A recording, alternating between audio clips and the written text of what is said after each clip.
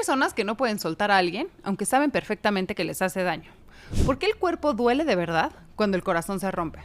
¿Por qué hay quienes pueden entregarse físicamente sin que el corazón se mueva y quienes simplemente no pueden?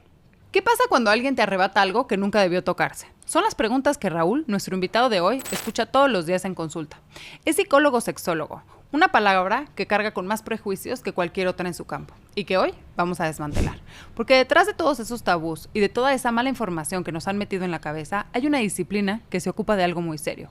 Entender cómo nos relacionamos, cómo nos rompemos y cómo sanamos. Raúl se sienta todos los días frente a personas que cargan cosas que nunca le han dicho a nadie. Corazones rotos, cuerpos con memoria, heridas que la mente quiso olvidar, pero que el cuerpo guardó con una fidelidad brutal.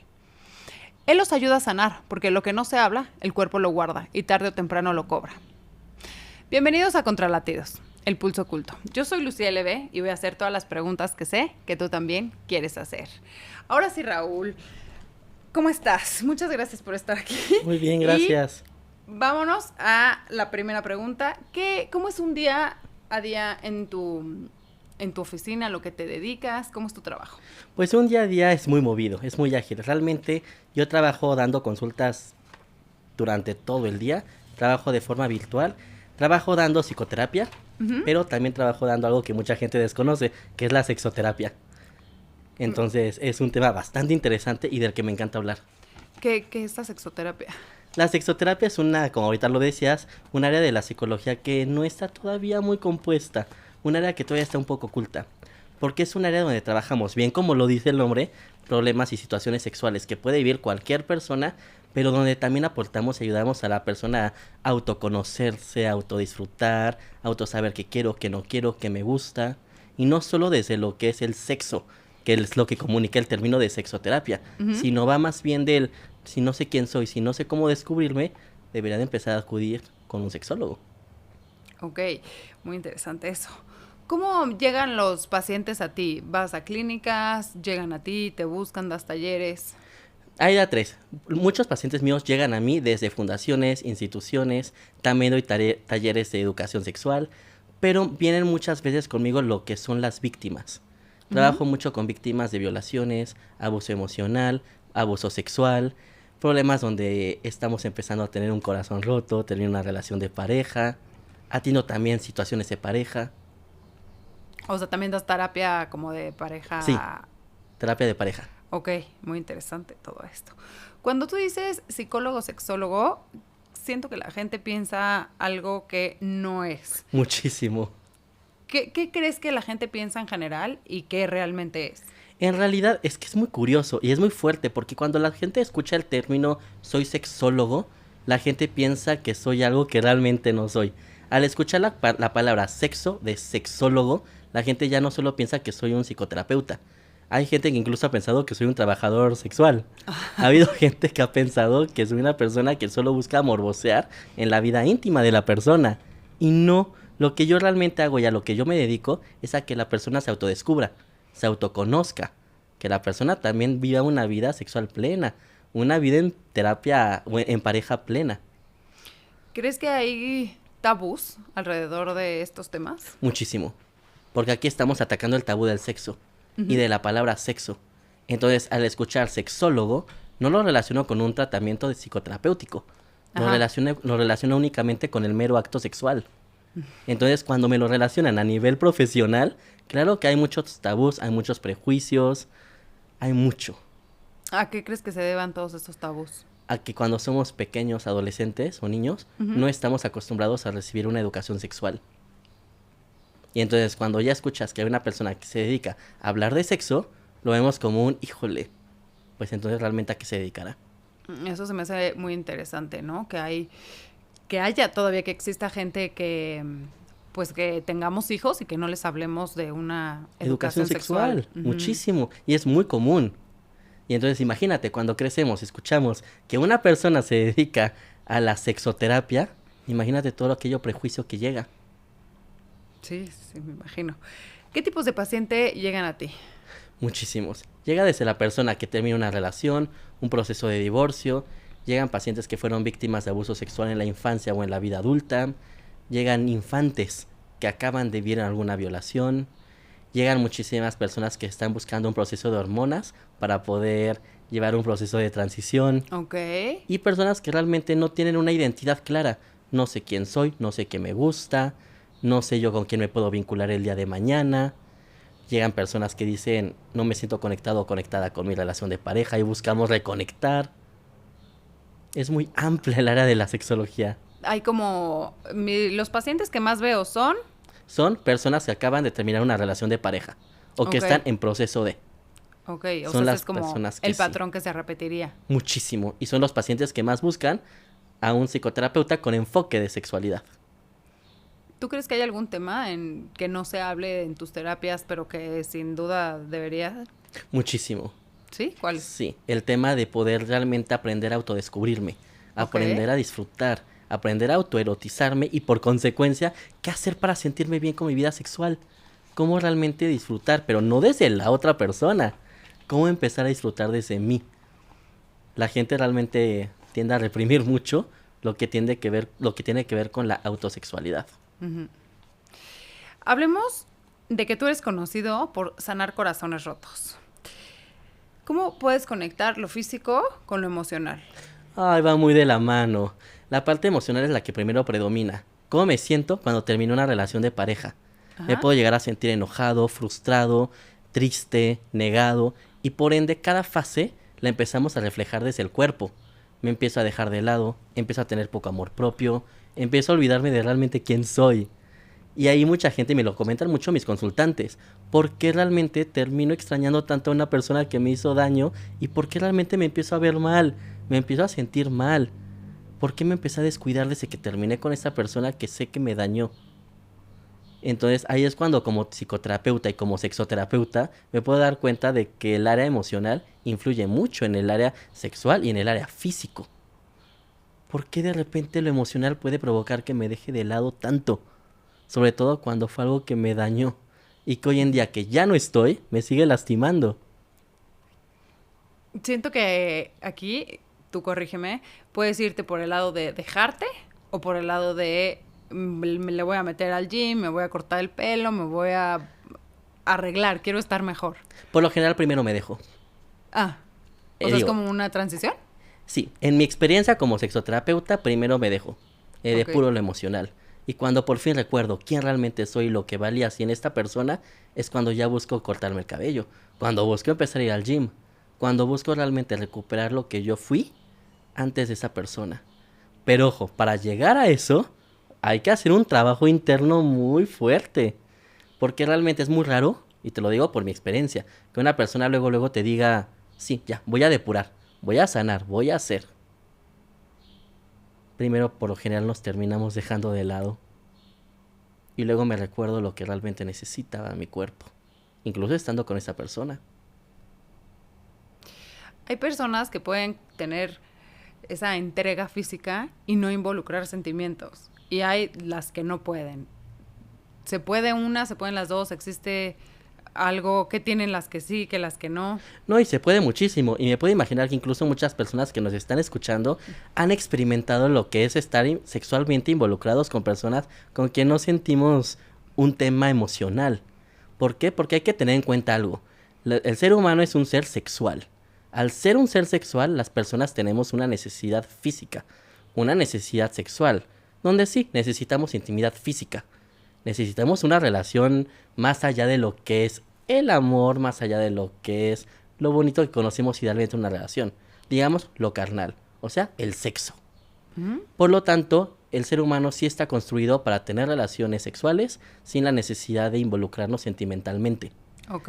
¿Qué viene aquí? Lo que conocemos desde que somos niños, los valores que nos generó nuestra familia y por consecuencia lo que mi cuerpo me está pidiendo en ese momento. ¿Qué es lo que hace diferente a una persona que sí puede a la que no? Una persona que busca compromiso. Cuando eres una persona que busca compromiso, lo primero que vas a buscar es estabilidad con una persona, tanto en el esquema personal como en el esquema físico que relacionamos con el área sexual.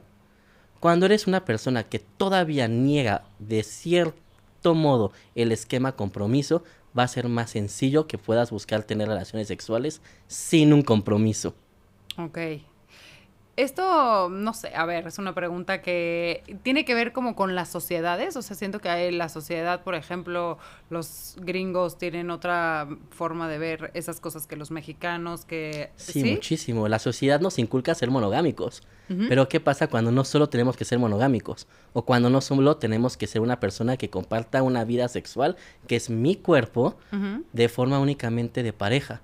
¿Qué pasa cuando no tengo una pareja, pero mi cuerpo me está pidiendo tener una vida sexual activa? Ajá, Y hoy en día la misma sociedad lo tiende a juzgar un poco. es ¿Por lo que te iba a qué decir. tiene encuentros si no está comprometido o comprometida? Ajá. ¿Por qué se involucra si no son novios? Si no son pareja, si no están casados. O sea, ¿tú crees que la sociedad influye demasiado en una relación de dos o incluso de... Muchísimo. Es que la sociedad influye muchísimo en lo que es la vida sexual de cualquier persona. Y por eso hay tanta persona reprimida a nivel sexual. Por eso hay tanta persona que no ha experimentado lo que es un orgasmo. Por eso hay tanta persona que está en una relación de pareja donde se siente infeliz. Hablando ahorita de una persona reprimida, Ajá. ¿me puedes hablar un poco más? ¿Cómo sería una persona reprimida? Una persona reprimida no sabe realmente qué es lo que quiere, Ok, pero que busca sostener una relación simplemente por sentirse acompañada. ok. Una persona reprimida va a poder involucrarse sexualmente con otra, Ujú, pero no va a saber lo que realmente se siente tener un orgasmo. ok.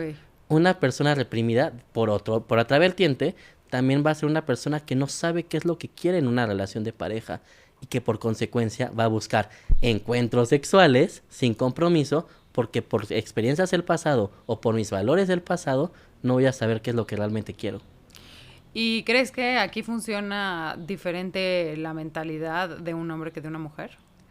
Sí y no. Sí, porque socialmente hablando, acuérdate que las mujeres, algo que se ha inculcado mucho socialmente hablando es que la mujer tiene que dedicarse al hogar, tiene que dedicarse a recibir, a satisfacer, y el hombre es el que tiene que dar, que proveer.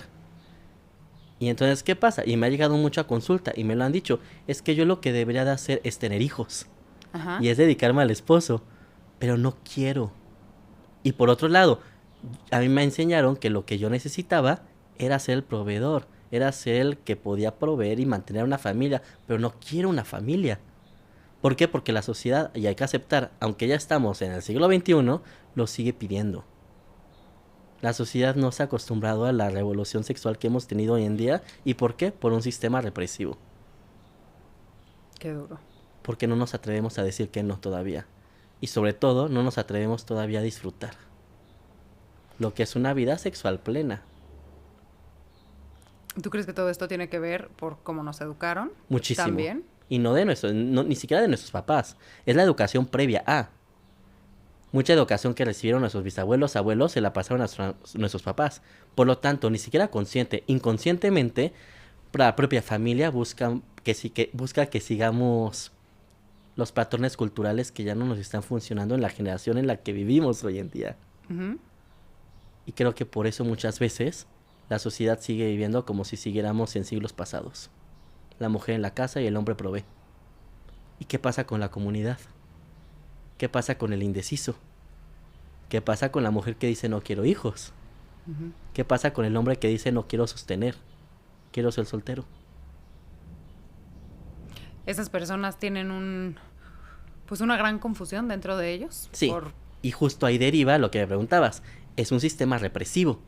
Como no puedo dar el paso, decido reprimir. ¿Y qué crees que pasa con esas personas?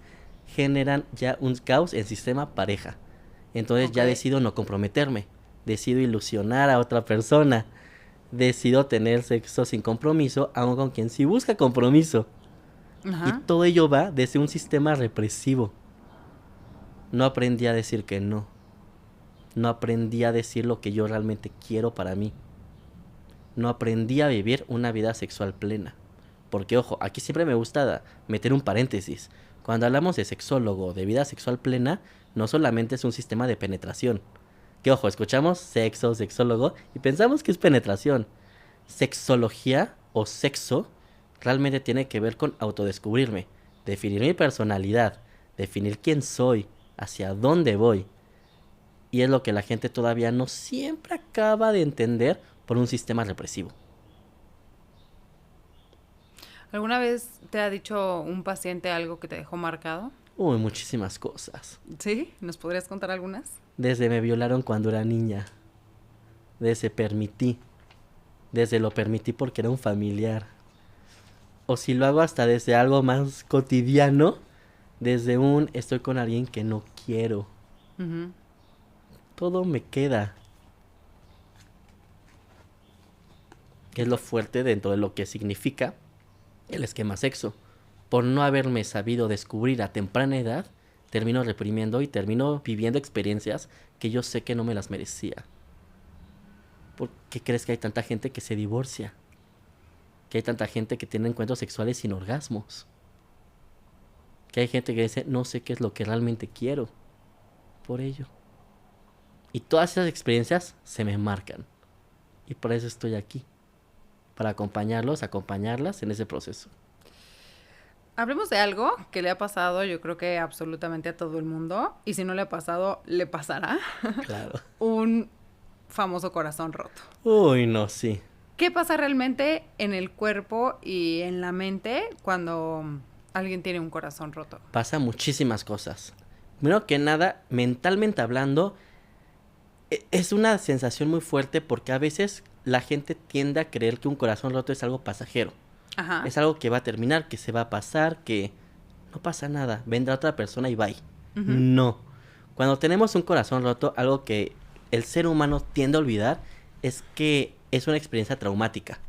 Ok. Todo corazón roto entra dentro del esquema trauma. Ujú. ¿Por qué? Porque de por medio hay una idealización.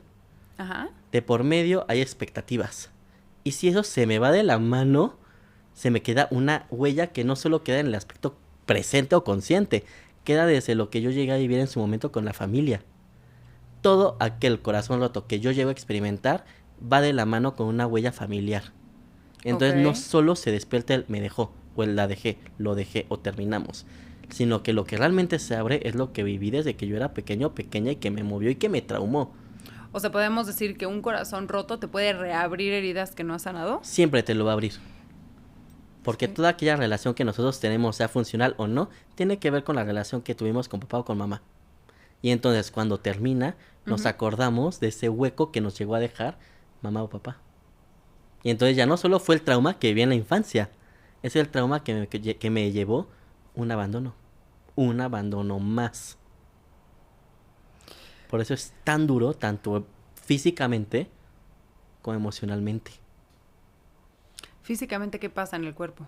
Físicamente me dejó de lado. Y empieza primero por el lado emocional. Ujú. Perdí un poco mi amor propio. Me descuidé. Di de repente un poco más de lo que debí de dar a una relación. Entonces, ¿qué pasa? Siempre lo emocional lo relacionamos con el esquema físico. Si me siento triste, puedo comer menos, puedo comer más, puedo dejarme de lado y siempre lo emocional se va a reflejar en el cuerpo. Ahora imagínate, si yo te digo que el corazón roto genera un trauma, ¿cómo crees que lo relaciona el cuerpo? Es muy fuerte. Por eso cuando de repente alguien te llega a dejar o tú llegas a dejar, la gente te va mal. Y no porque lo digas o no lo digas, sino porque tu cuerpo te lo empieza a comunicar. Tus ojos te empiezan a generar una luz de tristeza. Tu postura no verbal se empieza a encurvar. Porque a veces olvidamos lo que realmente somos cuando estamos con una persona que no nos está dando lo que realmente sabemos que merecemos. Y no por nosotros, sino por lo que llegamos en su momento a vivir en el esquema familiar. Cuando acabas una relación, ¿es como vivir un duelo? Es un duelo. ¿Es un duelo? Todo lo que perdamos, sea perdí un trabajo, me estoy mudando, se me murió un perro o me estoy separando, genera una pérdida. Todo lo que sea pérdida va a generar el sentimiento de angustia. Ujú. Y cuando siempre que sentimos angustia, va a ser duelo. Entonces, Ok. toda aquella relación perdida es angustia. Y por lo tanto es un duelo. Y por lo tanto es un trauma. Me gustaría que regresáramos un poquito a la pregunta de antes que te estaba haciendo, que me resonó mucho porque tú sientes que se te acaba el mundo. Sí. O sea, te cortó un novio y tú piensas que ya ahí acabó tu vida. Ya no merezco más, Que- no va a llegar ajá. alguien que quiero. Y haces referencia a que te puede reabrir una herida de la infancia. Me gustaría que hundiéramos un poquito más ahí. Por supuesto, imagínate que tuviste una mamá o a un papá que no te hizo caso. ¿Ok? que te dejaba de repente un poco abandonado, que te regañaba, que no te diera lo que tú niña o lo que yo niño necesitábamos. Ajá. Cuando estamos en una relación de pareja es porque esa persona me está dando y hay que aceptarlo, aunque suene de repente medio seco, es porque me está dando lo que de repente una familia no me pudo dar o lo que yo Ok. sé que conocí dentro de un sistema familiar. Ujú. Y entonces, ¿qué pasa? Cuando esta persona me llega a dejar o yo llego a dejar, me reabre la herida que yo conocí durante mi esquema de vida. Porque cuando nosotros tomamos la decisión de llevar a cabo una relación de lo que ya es una pareja, Ujú. es porque me está dando lo que yo conozco, desde mi ausencia familiar o desde mi presencia familiar. No es lo mismo, me sentí tan abandonado y por eso decidí buscar una persona que me hiciera sentir un abandono, a tuve una situación económica buena, que me encantó estable, y por ende busco una situación igual. Claro. Va muy de la mano. Entonces, imagínate con ambas situaciones lo que conlleva cuando esta persona nos deja o cuando decidimos dejar a esta persona. Se abre los dos meollos. Entonces, ¿qué me queda si yo elegí a la persona que yo conocía? Y no por la persona, inconscientemente desde lo que yo conocía. Por lo tanto, entonces, ¿no merezco lo que yo conocía? ¿Qué me queda? Podríamos decir que tal vez en el subconsciente idealizas a la persona. Claro, porque el subconsciente habla del miedo. Y el miedo es lo que idealizo desde lo que conocía y desde lo que me da miedo perder. Y entonces, como se fue la persona que me daba miedo perder desde hace años, es un dolor bien fuerte. Y por eso hay poca gente que realmente puede empatizar con ese dolor tuyo. Porque no toda la gente va a empatizar con lo que realmente tú viviste. Y por eso es tan doloroso, tanto a nivel físico como a nivel emocional, una pérdida de una relación. No solo se perdió la relación, se perdió lo que yo estaba reabriendo en mi vida desde la infancia. Tras una pérdida así de devastadora, hay quienes salen adelante y quienes se obsesionan y quieren regresar y le escriben 100 veces y lo van a buscar. Sí. ¿Qué es la diferencia? Una es que va muy de la mano. Yo estoy buscando regresar a lo que yo viví desde hace años. Ok. Entonces, ¿qué pasa? No quiero volverme a sentirme solo sola como me llegué a sentir de niño o niña. Ok. No quiero volver a sentirme abandonado como mis papás me lo llegaron a reflejar por X situación del trabajo, por ejemplo. No quiero volver a sentirme como esta persona que también llegó a vivir golpes en su momento. Y por eso también permitimos de más, ojo. Ujú. Lo que no queremos, inconsciente o subconscientemente, porque ahí hablamos del miedo, es volver a vivir lo que vivimos hace años, pero que nos llegó a doler. No queremos volver a sentir lo que sentimos en el pasado. Y al volverlo a sentir en una vida adulta, duele más. Porque desde mi perspectiva debería de ser más consciente. Debería ser más estable. ¿Hay algo que tú puedas decir como si esta persona no hubiera llegado a terapia conmigo, sería un obsesivo, stalker, impulsivo, una persona Muchísimo. que se pueda llegar a convertir en alguien peligroso? Peligroso sí. Me violaron de niño o de niña. Y por lo tanto yo aprendí que nadie merece mi amor y que por ende no merezco dar amor. Y entonces mi sistema desde el enojo de nadie me amó de niño o de niña, para no meter temas tan Ajá, ajá, ajá. explícitos, es un aprendí que nadie merece mi amor y que yo no merezco amar porque lo que yo viví fue pura violación, fue puros golpes, fue puro Trauma. trauma. Entonces, ¿qué pasa? Si no lo llegué a abrir, el día de mañana yo voy a terminar siendo el violador. Por Voy a eso se volver. repiten esos patrones. Es que el patrón siempre se va a repetir si no lo trabajamos. Y por eso es que desde la psicología siempre invitamos que todos por favor vayamos a terapia. Porque realmente el patrón siempre se repite. Una persona que vio mucho golpe, mucho... Y no quiero decirle, ay, no, solo viví problemas de mis papás, que se peleaban, no.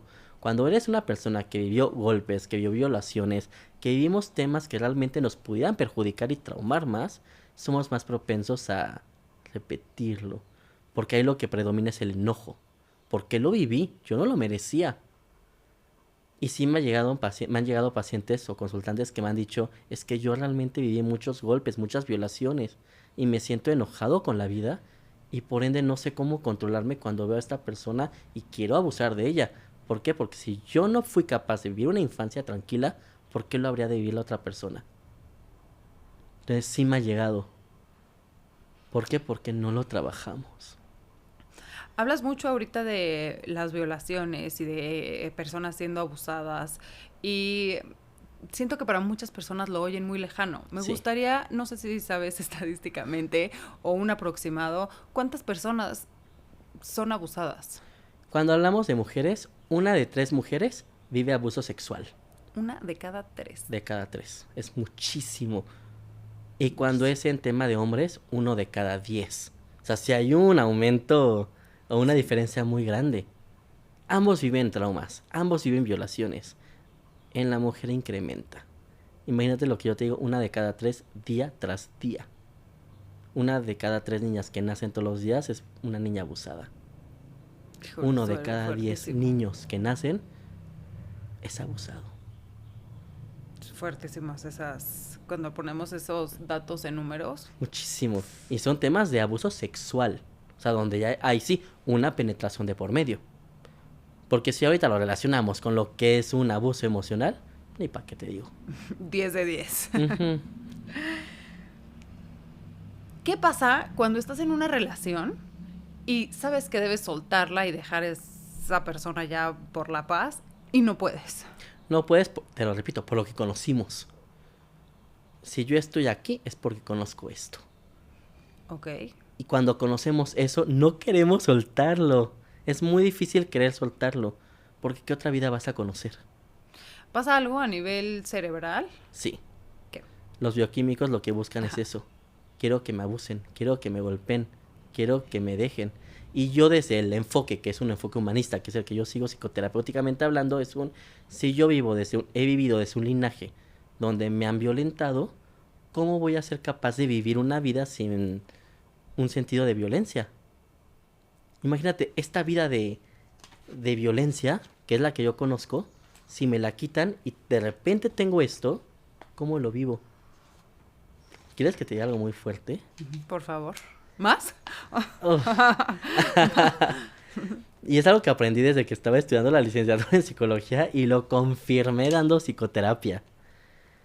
¿Por qué crees que hay tanta persona, y no quiero poner género, ni sexo, ni nada, que vive en una relación de pareja, abuso, que vive golpes, violaciones y que no se salen? Porque es lo que Está conocen. muy fuerte. Lo reconocen. A ver cómo se lo toma la gente y tú. A ver. Pero desde lo que yo aprendí en infancia, es lo que me funciona hoy en día. Porque yo ya no me siento funcional si estoy fuera del esquema violento. Y si me saco así del sistema violento, ¿qué queda de mí? ¿Y cómo creen que voy a llegar a ser funcional? Si es lo que conozco. Entonces, imagínate el trabajo de los psicoterapeutas y de los sexólogos cuando me llega una persona que es violentada sexual y emocionalmente en un sistema de pareja y no se quiere salir y no se puede salir. La sociedad juzga. ¿Por qué no se sale si ya le pusieron el cuerno 5 veces? Claro, sí. ¿Por qué no se va si ya le metieron una golpiza? Porque desde su funcionalidad eso es lo correcto y es lo que hoy en día me sirve. Y entonces para sacar a esa persona hay que reestructurar completamente el funcionamiento emocional y de personalidad. Y cuesta tiempo, cuesta trabajo. Porque la persona se cree la idea de, en este momento me sirven los golpes. Y si emocionalmente te crees la idea de, en este momento me sirven los golpes, te sirven. Y por eso es tan lento salirte de un sistema violento. Porque, Incluso puedes llegar a sí. pensar que te los mereces, ¿no? Sí. ¿Por qué? Porque para mí es lo correcto. Me lo merezco. Y por eso invento. Por eso justifico, me maquillo. Porque Sí, yo sé que proteges sí. al agresor. Pero es que antes de proteger al agresor, y es lo fuerte, me empiezo a proteger a mí. Porque es la dinámica que yo conozco. Y hablo a nivel estructural. Ahorita que preguntabas a nivel cerebral. Ajá. A nivel cerebral lo que pasa es que yo sé que me merezco eso porque es lo que he vivido desde años. Y ni siquiera en sistema pareja, sistema familiar o lo que sea. Y entonces antes de decir no me merece, o es su culpa o lo que tú quieras, es un yo lo merezco. Y por ende me funciona. ¿Qué me funciona? Vivir golpes, vivir infidelidades, vivir gritos, que también es violencia. Claro, sí. Hay Porque muchos sí, tipos de violencia. muchísimos, hasta la económica. Ujú. ¿Por qué? Porque de alguna forma yo ya me acostumbré a vivir esos esquemas de violencia y por ende a mí me funciona vivir esas violencias. ¿Qué tipos de violencia tratas? Muchísimo. Violencia sexual, violencia emocional, violencia económica. Es lo que más me llega a consulta. ¿Cuánto tiempo es normal sufrir por un amor y cuándo ya se empieza a volver como un signo de alerta? Sufrir por amor es muy intermitente. Yo lo veo más desde la cuestión física y la cuestión emocional.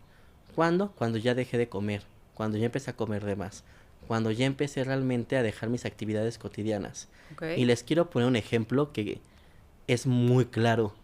¿Cómo vive un adicto una vida antes o en el proceso de abstinencia? Uh-huh. No quiero dejar la droga, no quiero soltarla, recaigo. Es lo mismo con el corazón roto. Hasta que no llego al estado de abstinencia, tío, puede sonar muy cliché, pero desde el corazón no voy a ser capaz de superar una ruptura, que viene desde los traumas que puedo llegar a tener desde la infancia. ¿Funciona parecido a una adicción? Es lo mismo. Cuando regresas con una pareja y regresas con la misma pareja y... ¿Por qué crees que hay tantos temas de codependencia? Cuando me golpean, me ponen el cuerno, me minimizan. ¿Por qué? Porque el sistema de buscar salirme de una relación donde yo vivo una codependencia es el mismo, cerebralmente hablando, al que vive una persona adicta. Ahí no soy adicto o adicta a una sustancia, pero puedo llegar a ser adicto o adicta a una persona que no me da funcionalidad, como lo que simboliza una droga, claro, pero que no sé cómo salirme de ello porque es lo que conozco. La persona que genera una adicción es porque la sustancia me recompone una falta de. Okay. ¿Y qué pasa con una pareja? A veces nos da una falta de. Había oído, tú dime si es verdad esto o no, que más que la persona, también es como la emoción que te hacen sentir. Va por ahí, va muy de la mano. Es la emoción que yo llegué a sentir cuando mi familia me rechazaba, pero que yo quería que estuvieran y de repente me dieron un abrazo y para mí fue el mundo entero. Sí. Buscaba la aprobación de una mamá, de un papá. Y siempre voy de la mano con la elección de la pareja. Siempre. Por eso es tan difícil soltar algo que por fin ya tengo. Me faltó tanto en el pasado que hoy en día, cuando por fin lo tengo, no lo voy a querer soltar y no lo voy a soltar. Y regresas una y mil veces Porque me está dando lo que supuestamente a nivel emocional no me dieron en la infancia. Y todos tenemos carencias de la infancia. Todos. Hayamos tenido la vida que hayamos tenido. Y por eso todos vivimos y experimentamos lo que es un corazón roto. Hay gente que llega a ti, no solo con un corazón roto, con el cuerpo roto también, que ha sido agredida sexualmente o violentada sexualmente, incluso golpeada. ¿Cómo llegan esas personas? ¿Tú llegas a hospitales, te busca la fiscalía? Me han pasado de hospitales, sí me ha pasado de fiscalía 2 que 3 veces, pero lo más curioso de ese tipo de casos es que la persona violentada físicamente, cuando llega a terapia, no siempre es por el tema físico. Okay. Llegan a terapia y te exponen un dilema emocional que tuvieron con la expareja. Y 2 minutos antes de acabar la sesión te dicen, ¿y qué crees? Me violó mi expareja. ¿Y qué crees? Viví 3 años donde me golpearon completamente. ¿Cómo es una sesión contigo en eso? Es muy difícil. ¿Por qué? Porque te lo sueltan al final. Ajá, por eso me dio curiosidad. Y la persona se queda con angustia. Y no puedes acabar una sesión dejando a la persona totalmente desbordada. No, por eso todo aquel psicólogo y sexólogo que se dedique a atender personas violentadas emocional y sexualmente hablando, tenemos que tener la cuestión de una contención de crisis, porque es ahí donde se despierta ese algo. ¿Cómo funciona la sesión? Una sesión común. Ajá. Primero empezamos abordando lo que es cómo estás. Okay. Generamos un sentido de confianza, empezamos a hablar de, yo siempre digo, a ver, te voy a hacer la pregunta clave. ¿Qué te trae por aquí? Okay. Y te pueden decir 2 que 3 temas. Y sí, hay que atacarlos.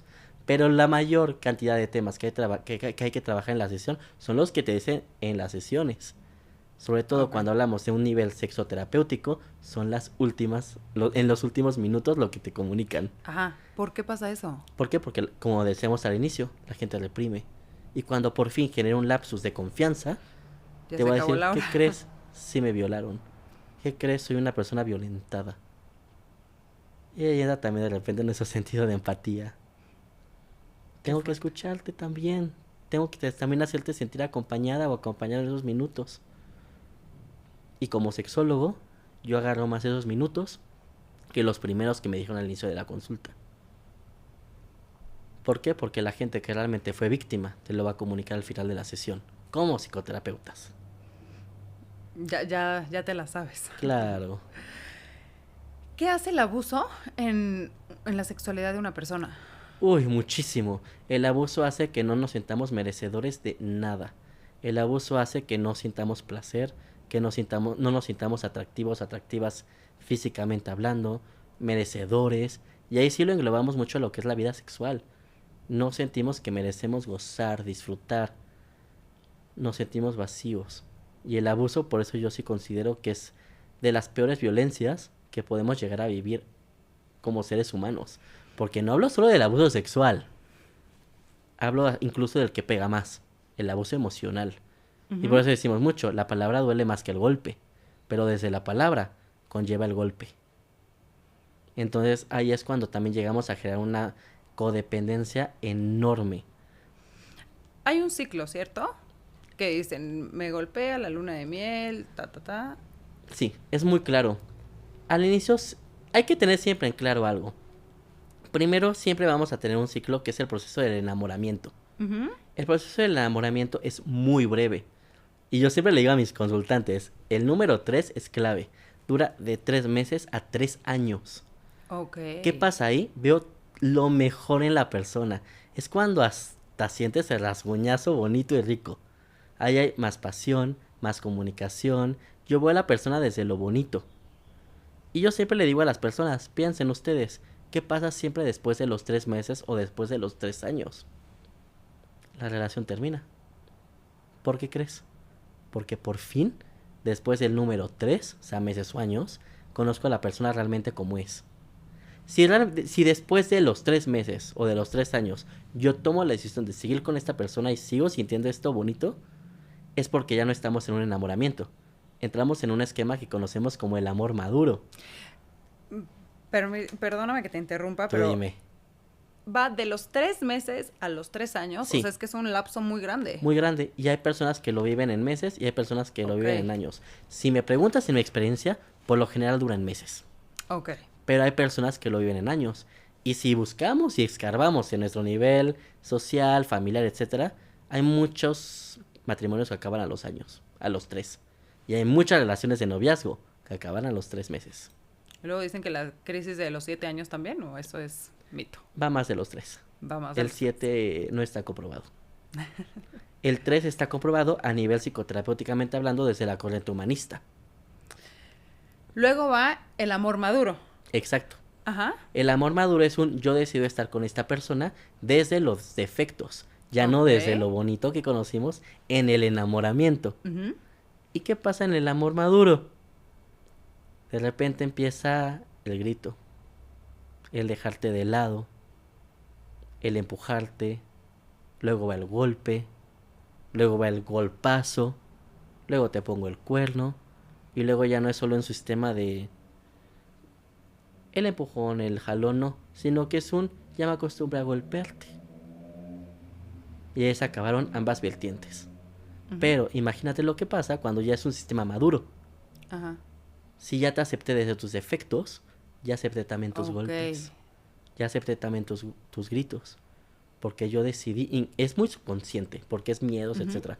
Acepté sobrellevar la relación desde tu agresividad, porque yo en el enamoramiento te conocí como el agresivo, te conocí como la agresiva, y aún así acepté aceptarte también por la historia de vida que yo llego a tener. Y por eso cuando una persona es golpeada, no se sale. Te enfrasco primero en enamoramiento. Ok. El amor maduro me lo reafirmó. Y decidí quedarme. Ya te aceptaba así. Desde el enamoramiento. Y lo reafirmé en el amor maduro. Porque ahí yo vi que eras una persona agresiva. Sin poner géneros. Y luego también dicen que no sé, te golpea, te abusa, pero luego te pide perdón, te trae flores. Siempre va a haber perdón. Porque es una persona... ¿Hay un patrón ahí? Sí. pero es un patrón muy manipulativo. Ok, Yo ¿cómo conocí funciona? un caso donde era una persona que golpeaba a su pareja y le decía, pero dime que yo no te golpeé. Y esta otra persona decía, sí, sí, tienes razón, no me golpeaste. Llegaba esta persona a consulta y te decía, no me golpeó, pero traía los moretones. ¿Por qué? Porque siempre cuando hay un tema de abuso no emocional, físico, Ujú. la otra persona va a buscar escabullirse un poco en hacerte sentir culpable. Ok. No te golpeé. No, entonces me lo merecía. Sí, ahí quédate. Y por eso la persona que es víctima de un abuso físico siempre te va a decir, me caí. No me pegó, me pasó. Porque me adentré a lo que la persona buscó manipular. ¿Por qué? Porque yo decidí aceptarte desde tu esquema manipulativo, desde tu esquema violentador, por el amor maduro. Yo te acepté aquí, por lo tanto voy a soportar esto. ¿Por qué? Porque acepté esto de mi infancia. Ujú. Es lo mismo. Por eso es muy difícil sacar a una persona de un esquema violento. Hay Muy. mucha gente que no sabe que puede ser violentada por su pareja Uy, muchísima. Y y que no. creen que puede tener tu pareja derecho a tu cuerpo, Uy, sí. Y ahí no va la violencia física, ¿eh? ¿no? Inicia siempre desde la violencia emocional o psicológica. Ok. Me gritó, me dijo, etcétera, pero más desde lo verbal. Y desde ahí yo no siento que sea violencia. Porque el ser humano algo que absorbe es si me violenta es porque me pega. No, hombre, ojalá. Ujú. Ojalá, pero la violencia siempre empieza y es la que más duele, la emocional. Entonces, cuando esta persona me empieza a violentar emocional, no lo detecto como violento porque no me golpeó. Incluso he llegado a oír que dice, me quiere porque me pega porque me quiere. Uy, sí. Codependencia al su máximo. Es muy difícil detectar al inicio que fui violentado o violentada emocional. No, sí. Es muy difícil haber detectado que fui violentado o violentada físicamente hablando. Y Ok. cuando lo detectas, uy, te lo puedo decir, cuando estuve a nada de que me mataran. Y es lo que me ha llegado más en mis consultas psicoterapéuticas y sexológicas. Me fui porque ya no me quedó de otra, porque yo sabía que si no me iba, me mataba. Porque yo sabía cómo iba a llegar a mi casa. Y yo sabía que si me quedaba en esos últimos minutos, me moría. Híjole, Y hasta me dan de yo verdad. sé. Y mucha gente por eso es que logra salirse. Cuando ve su vida en peligro. Imagínate los que no lograron concientizar ese esquema. Se habla poco de mujeres agresoras. ¿Son menos? ¿O Sí. por qué? ¿O son más? Es menos por la Pero, estadística que ahorita estamos presentando en este año, que es un hombre de cada 10. Ahí ok. entra también la figura femenina. Y ahí sí estamos entrando en un sistema cultural. La mujer no violenta. Y yo entiendo algo. El hombre violenta más. Por las Ajá. estadísticas y por lo que yo he visto en consulta. Pero ¿qué pasa también con la cuestión emocional? Ujú. Ujú, eso es lo que Y yo quería lo he llegar. visto en consulta. Muchísimo. Me tocó una vez un consultante que llevaba con la cara rasguñada. El consultante me catalogó como el agresor, cuando en las pruebas proyectivas y psicológicas no salía como agresor y me quitaron a los hijos. Sí pasa. Digo, no me gusta siempre entrar al 100% en ese tema. Sin embargo, sí pasa. Y hubo una vez que en un peritaje Ujú. estaba un chico que se había divorciado, que se había separado, y estaban peleando el tema de los hijos, de un hijo, y estaba el tema de la custodia. Y ella una persona femenina empezó a decir pues que esta persona le golpeaba, etcétera. Y de repente una persona, no sé cómo, porque yo no estuve ahí, pero grabó el ya se la creyeron. La maldad. Pasa. Digo, no me gusta decir que es más por un género, un sexo. Pero Pero a existe. veces hay que concientizar que sí pasa. Sí, eso me parece importante. ¿Cómo puedes hacer tú, o sea, tú tu trabajo, ¿cómo le haces entender a alguien que nadie tiene derecho sobre su cuerpo? Es muy complicado, porque para que una persona realmente pueda ser capaz de racionalizar y de externar el no, tiene que empezar siempre desde la infancia. Yo que doy muchos talleres de educación sexual, va mucho desde cómo empezar a decir no. Niños de primaria baja. Ujú. El 7, 8 años no respeta mi cuerpo. No respeta, hablo mamá, hablo con maestra, hablo con maestro. Pero ¿qué pasa cuando llegamos a ser adultos? Por lo general, la persona que no supo hacerlo, canalizarlo en la infancia por temas culturales, son personas abusadas.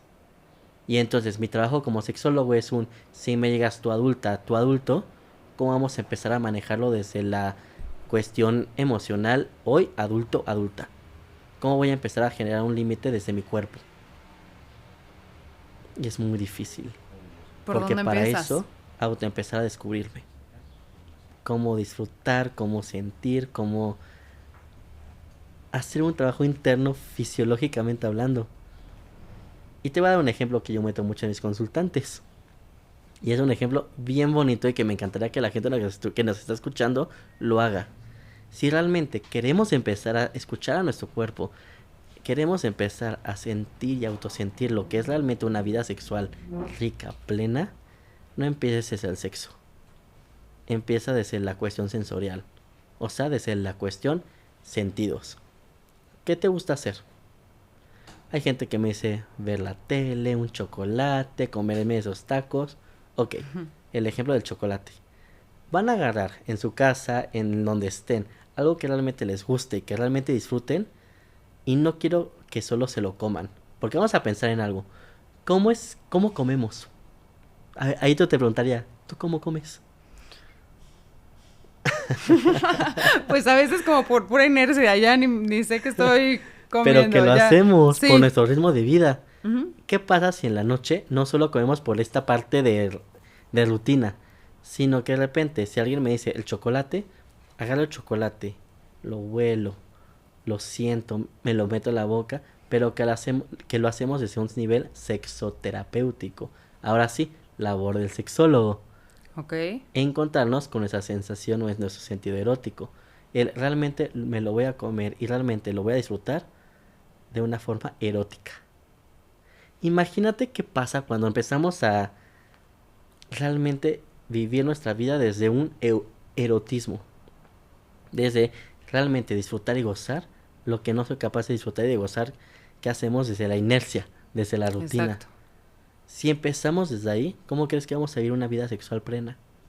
Entonces, como este tipo de ejercicios les pones en tu terapia A mis los consultantes pacientes. siempre, desde el inicio. Vamos de menos a más. ¿Hay señales que una persona puede identificar en sí misma que no esté procesado? Porque muchas veces a veces, el abuso lo bloquean, ¿cierto? Es la represión. ¿Un abuso puede ser bloqueado por represión? Sí, porque creo que lo merezco. Y si creo que lo merezco, si me lo preguntan, para mí no es abuso. Pero que ni te acuerdas qué pasó. Va mucho desde el, ya no me sentí cómoda. Ya no me sentí cómodo. Hoy no sé, como que algo no me gustó, pero quiero seguir. Cuando ya metes un pero, estás metiendo un no. Ok. Entonces, cuando en consulta me dicen sí, pero, hay que analizar ese pero. Porque si tú a mí en consulta me estás hablando de algo emocionalmente funcional, bonito, hermoso, pero me metes un pero, yo me voy a centrar en ese pero. ¿Me puedes dar un ejemplo de algo que te digan? Sí, claro. Es que estoy muy feliz, ya me voy a casar, estoy con esta pareja estable, pero no sé. ¿Cuál es ese pero? Ahí atacamos lo que hemos hablado de la cuestión de represión. Y cuando realmente atacamos ese pero, ¿supieras lo que sale después de ese pero? Porque es cuando por lo general me sale él, pero de repente me gritó. De repente un día yo no quería y lo hizo. De repente por ese algo ya no estoy segura. Qué fuerte. Y por eso es algo cotidiano. Lo vemos muy simple, pero es algo que pasa diario. Y hasta la estadística que te dije hace rato queda corta. Ahorita hablamos de estadísticas del gobierno, pero cuando lo vemos con pacientes reales, no. Si yo te hiciera esa estadística, 3 de 3.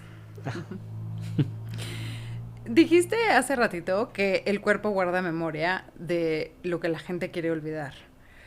¿Qué significa eso exactamente? Que estamos con la persona que creemos que realmente nos iba a provocar ese olvido de lo que en su momento quiso olvidar. Pero ¿cuál es el problema ahí? Que busco lo que me provocó dolor en la infancia. Y por eso hacemos este hincapié de termino estando con alguien que me hizo provocar el mismo dolor que sentí en la infancia. Volví a repetir el mismo patrón que me hizo sentir papá. Creemos que con esta persona lo vamos a olvidar, pero lo estamos repitiendo si no llevamos a cabo ese tema psicoterapéutico. Por eso es tan importante. ¿Cómo una persona que fue abusada emocionalmente, sexualmente, de todo, cómo puede volver a confiar en el amor? Es muy difícil. Y va a tardar, ¿eh? Porque primero no tienes que empezar a confiar en el amor. Tengo que empezar a confiar en mí. En mi autoplacer, en mi autocompasión, en el no fui yo la o el culpable.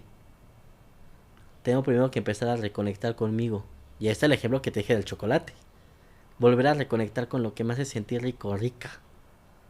Uy, hay muchos ejercicios similares, que nos van a autoestimular lo auto que perdí con la persona que me hizo sentir menos auto. Tenemos que atacar siempre lo que decidí que iba a empezar a perder con esa persona que tanto me lastimó. Y como sexólogo yo te lo digo, siempre hay que volver a reconectar con el autoerotismo. Y eso siempre se ataca desde casa. Hay muchísimas personas que nunca llegan a, pues, a contar lo que han vivido. ¿Qué les dirías? ¿Qué les diría? No lo tienen que hablar. A veces ¿No lo tienen que hablar? A veces sentimos la obligación de hablar, Uh-huh. de perdonar, de sentir ese enojo, de sentir esa tristeza. Pero muchas veces al tratar de forzarnos, nos estamos dañando más de lo que realmente creemos. Lo que yo les recomiendo a las personas que nos están viendo y escuchando es que primero me permita sentir. Y es algo que yo pruebo mucho en mis redes sociales. Si yo estoy viviendo una pérdida de pareja, si yo estoy viviendo un tema donde me separé por abuso sexual, emocional, se nos olvida mucho lo que realmente conlleva sentir el, órale va, soy una víctima de abuso sexual. Tenemos que realmente ser capaces de vivir lo que es cómo se siente ser una víctima de abuso sexual, cómo se siente ser una víctima de abuso emocional. Si no sentimos, ¿cómo vamos a poder realmente platicarlo? Si no lo sentimos, la plática va a ser superficial y por ende no hay un sistema psicoterapéutico. ¿Y qué es lo más difícil? El sentir y el aceptar. Si no, la plática, ¿de qué nos sirve? Mucha gente se espera tocar fondo. ¿Cuál podría ser ese fondo? El fondo es cuando ya no puedo más. Okay. Ya quiero dejar, como hablamos al inicio, ya me descuidé físicamente, fisiológicamente, ya no puedo reconstruir otra relación de pareja, que eso me llega todos los días. Cuando realmente ya no estoy siendo yo, es un fondo. Pero a veces olvidamos rescatar ese algo. Cuando por fin tocaste fondo, es cuando por fin decides ir a terapia. Cuando por fin decides decir, voy a escuchar lo que me dice el sexólogo.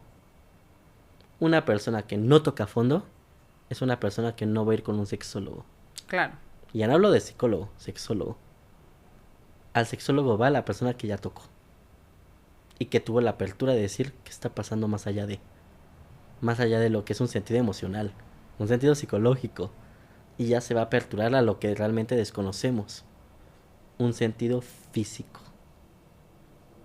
Lo que realmente, como te llega a comentar, lo que es el sentido de lo que realmente simboliza el sexo. ¿Hay algo que la gente normaliza y que en realidad es una herida sin atender? Sí, el no sentir placer. A veces creemos que no sentir porque el otro hizo, porque el otro no hizo, pero se nos olvida el placer realmente tiene que ver con nosotros. ¿Y a nivel emocional? Emocional ya no merezco. Y por ende recibo lo que acepté. Lo que hay. Y me lo han dicho mucho en consultas, Y por es nada. Uy, ¿superas cómo me lo han dicho eso? ¿Sí? ¿Es común? Muy. De eso a nada. Me pegó, pero... Y muy bien la frase que me acaban de decir esta semana. Me decía una consultante, mejor viuda que divorciada. Pero y no por chisme, sino porque son consultantes que no se han permitido tener la apertura de sentir lo que es lo emocional, lo que es un orgasmo, lo que es realmente Y regresamos a sentir. los tabús de la sociedad, ¿no? Justo regresamos al mero tabú. Reprimo y por ende me quedé en lo mismo. ¿Qué le dirías a alguien que nos está viendo que siente que lo que carga no tiene solución? Les diría que aquí estoy para acompañarlos, acompañarlas. Cuando vivimos un sistema de violencia, un sistema de abuso, siempre vamos a sentir que nadie nos escucha. Vamos a sentir que no somos merecedores de. Vamos a sentir que así es el matrimonio, que así es la vida de pareja, que así es lo que nos tocó. Pero a veces solo necesitamos empezar a sentirlo, para empezar a hablarlo y por ende no vivir una vida llena de abuso que puede llegar hasta el último día de nuestra vida. Siempre hay una salida, pero esa salida siempre va de la mano de la aceptación de lo que siento. Si a mí ya me está moviendo que lo que estoy viviendo no es lo que quiero vivir en mis últimos días, ¿por qué habríamos de quedarnos con ello? Y todo está, no con hablar, gente, por favor, con sentir. Si siento, el día de mañana lo voy a hablar. Y siempre hay alguien que te va a escuchar. ¿Dónde te puede encontrar la gente? Yo me veo mucho en TikTok y en Instagram. Pueden buscarme como Raúl Sexólogo. Les recuerdo que yo trabajo mucho con temas de abuso sexual infantil, de rompimientos de pareja. Y por eso lo digo siempre en mis redes. Soy Raúl, psicólogo y sexólogo. Y estoy aquí para acompañarte. A veces es lo que necesitamos. Una compañía. Y desde esa compañía, créeme que vamos a ser capaces de salir de cualquier abuso. De salir de cualquier golpe. De salir de cualquier grito. Pues no nos creemos siempre capaces de. Hasta que somos escuchados. ¿Alguna anécdota que nos quieras compartir para cerrar? ¿Personal o de pareja? O de pacientes. Personal. Personal. Personal, conozcamos a Raúl. Yo soy psicólogo de profesión. Sexólogo no les voy a aceptar también. Pero si yo decidí realmente ser un psicólogo y un sexólogo que se dedica a sanar corazones rotos, como también lo anuncio mucho en redes sociales, créanme que no es solo por el morbo, no es solo por querer hablar de, es porque yo también lo viví. Y si yo también lo viví, y por ende yo también lo estudié, yo realmente sé cómo acompañarlos, acompañarles. Porque qué mejor que alguien que sepa y que realmente se dedica a sanar lo que vivió. Y es algo que yo, y te lo digo a ti, que es algo que le agradezco mucho a la vida. Si nunca hubiera vivido lo que en su momento llegué a vivir, porque sí, soy una persona que vivió durante unos años temas de violencia, entre otras cosas, gracias a eso no hubiera podido dedicarme a lo que soy hoy en día. Me gustaría que volviéramos a hacer énfasis, que tú lo digas, que Ajá. también haces acompañamiento en gente que no sabe qué onda con su identidad. Muchísimo. Ujú. Trabajo con mucha comunidad LGBT, pero sobre todo comunidad de la cuestión trans. Personas que están buscando un tema de hormonizarse, que están buscando poder empezar a transicionar. Entonces, ¿qué pasa? Yo empecé a generar un tema psicoterapéutico con ellos para poder empezar a definir qué es lo que quieres, hacia dónde vas, qué vamos a hacer. Y con ello yo trabajo de la mano con diversas instituciones que empiezan a generar hormonas. Ok. Pero algo que yo hago es que la hormona no la suelto tan rápido. Generamos el tema emocional y de seguridad para que en el momento en el que tú tengas la hormona, no solo sea y es algo que quiero dejar. Que la da un doctor, supongo. Sí, Ok. yo trabajo con tema de doctores, Ok. O sea, neurocirujano, hay un gran equipo. somos un equipo muy amplio. Ok. Porque trabajo con muchas instituciones. Ok, En Ciudad qué de México, interesante. Guadalajara, otros estados. Si yo emocionalmente ya estoy dispuesto, ya estoy dispuesta, ya quiero. Algo que yo trabajo mucho es no solo ya quiero, sino que ya cuando yo le empiezo a generar o cuando yo empiezo a recibir la hormona, que desde lo emocional ya empiezo a percibir el cambio. ¿A qué voy con ello? Que no necesito la hormona como ya verme, como yo realmente quisiera ser, como realmente quisiera verme. Si soy, digamos, sexológicamente hablando, un hombre que quiere transicionar como mujer, no necesitamos por ende la hormona para verme como mujer. Ok. Yo primero ataco lo emocional y que desde lo emocional ya podamos empezar a verme como el sexo que yo realmente quiero para que entonces la hormona el día de mañana sea un empujo, pero que ya sea Juega el a tu favor. plus. Ya me estoy viendo así, ya estoy hablando así, ya empiezo a ver el cambio desde sí y que entonces la hormona solo sea el empuje que me faltaba. Ok. Y es algo que muchos sexólogos no hacen. Muy interesante. Muchos sexólogos se quedan desde lo médico. Yo hago que el cambio venga desde lo emocional y que desde ahí digas, ya me veo como realmente quiero verme y que ya metiendo lo médico, híjole, ya no sea ni siquiera desde la duda. O sea, imagínate lo bien que me voy a sentir tanto emocionalmente como físicamente y ser realmente quien soy. O sea, es algo muy completo. Si no empezamos de lo emocional, lo médico queda en segunda fase. Y entonces, ¿qué va a pasar cuando no lo ataco desde lo emocional? Que lo médico termina provocando que no me vea como yo me quería ver. Y yo busco primero verte desde lo que yo quiero y que lo médico sea secundario. Eso médico.